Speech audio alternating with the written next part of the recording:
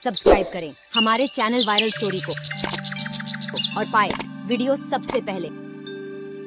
और हाँ, bell icon दबाना ना भूलें।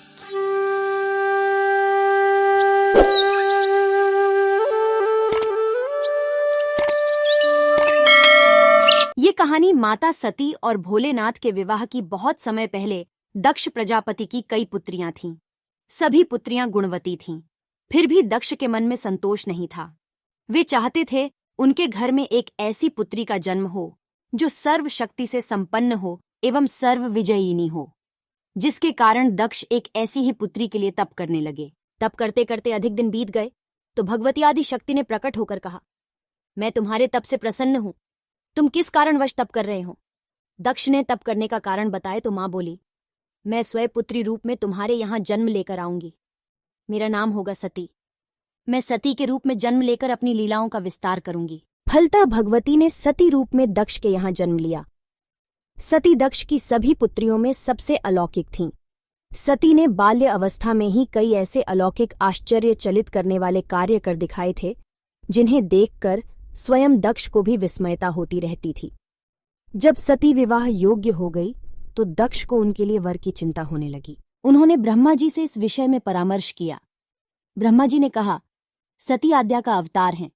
आद्या आदि शक्ति और शिव आदि पुरुष हैं। अतः सती के विवाह के लिए शिव ही योग्य और उचित वर हैं। दक्ष ने ब्रह्मा जी की बात मानकर सती का विवाह भगवान शिव के साथ कर दिया। सती कैलाश में जाकर भगवान शिव के साथ रहने लगीं।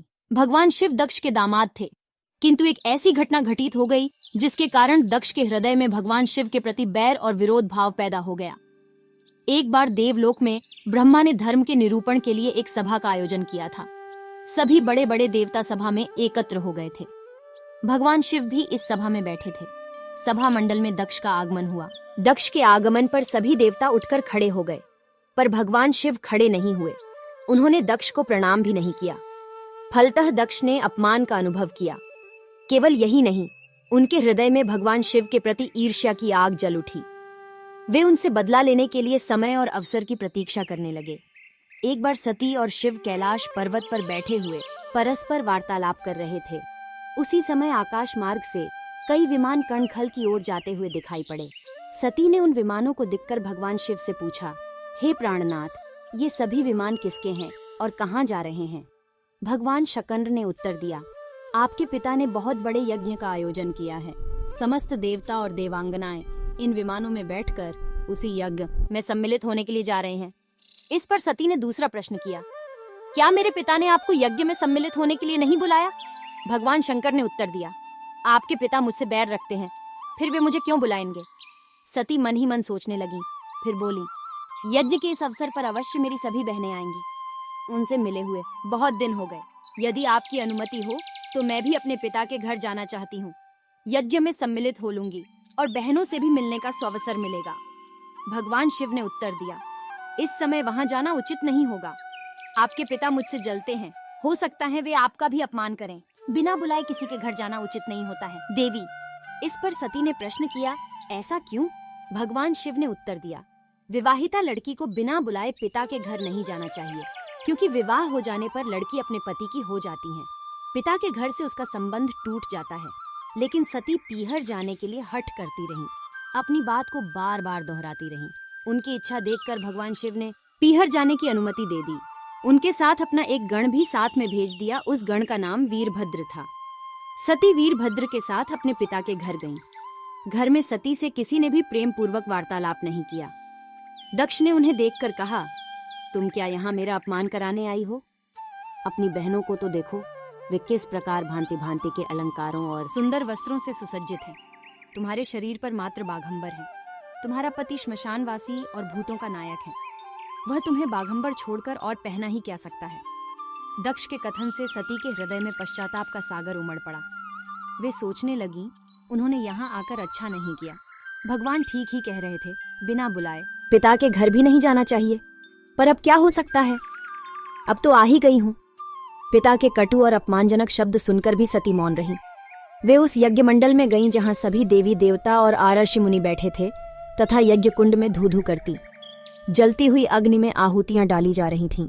सती ने यज्ञ मंडप में सभी देवताओं के तो भाग देखे, किंतु भगवान शिव का भाग नहीं देखा। वे भगवान शिव का भाग न देखकर अपने पिता से बोली, पितृश्रेष्ठ, यज्ञ में तो सबके भाग दिखाई पड़ रहे हैं, किंतु कैलाशपति का भाग नहीं है। आपने उनका भाग क्यों नहीं रखा?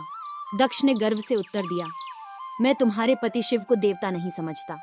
वह तो भूतों का स्वामी, नग्न रहने वाला और हड्डियों की माला धारण करने वाला है। वह देवताओं की पंक्ति में बैठने योग्य नहीं है। उसे कौन भाग देगा? इतना सब सुनने के बाद सती के नेत्र लाल हो उठे। उनकी भौहें कुटिल हो गईं। उनका मुखमंडल प्रलय के सूर्य की भांति तेजोदीप्त हो उठा। उन्होंने पीड़ा से तिलमिलाते हुए कहा, ओह, मैं इन शब्दों को कैसे सुन रही हूँ, मुझे धिक्कार है। देवताओं, तुम्हें भी धिक्कार है। तुम भी उन कैलाशपति के लिए इन शब्दों को कैसे सुन रहे हो, जो मंगल के प्रतीक हैं और जो क्षण मात्र में संपूर्ण सृष्टि को नष्ट करने की शक्ति रखते हैं। वे मेरे स्वामी हैं। नारी के लिए उसका पति ही स्वर्ग होता है। जो नारी अपने पति के लिए अपमानजनक शब्दों को सुनती है, उसे नरक में जाना पड़ता है। पृथ्वी सुनो, आकाश सुनो और देवताओं, तुम भी सुनो। मेरे पिता ने मेरे स्वामी का अपमान किया है। मैं अब एक क्षण भी जीवित रहना नहीं चाहती। सती अपने कथन को समाप्त करती हुई यज्ञ के कुंड में कूद पड़ी। जलती हुई आहुतियों के साथ उनका शरीर भी जलने लगा। यज्ञ मंडप में खलबली पैदा हो गई। हाहाकार मच गया। देवता उठकर खड़े हो गए। वीरभद्र क्रोध से कांप उठे। वे उछल उछल कर यज्ञ का विध्वंस करने लगे। यज्ञ मंडप में भगदड़ मच गई। देवता और ऋषि मुनि भाग खड़े हुए। वीरभद्र ने देखते ही देखते दक्ष का मस्तक काटकर फेंक दिया। समाचार भगवान शिव के कानों में भी पड़ा। वे प्रचंड आंधी की भांति कनखल जा पहुंचे। सती के जले हुए शरीर को देखकर भगवान शिव ने अपने आप को भूल गए।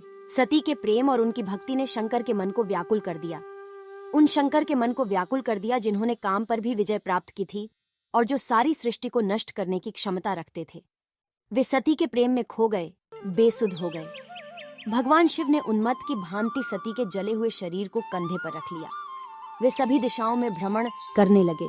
शिव और सती के इस अलौकिक प्रेम को देखकर पृथ्वी रुक गई, हवा रुक गई, जल का प्रवाह ठहर गया और रुक गईं देवताओं की सांसें। सृष्टि व्याकुल हो उठी।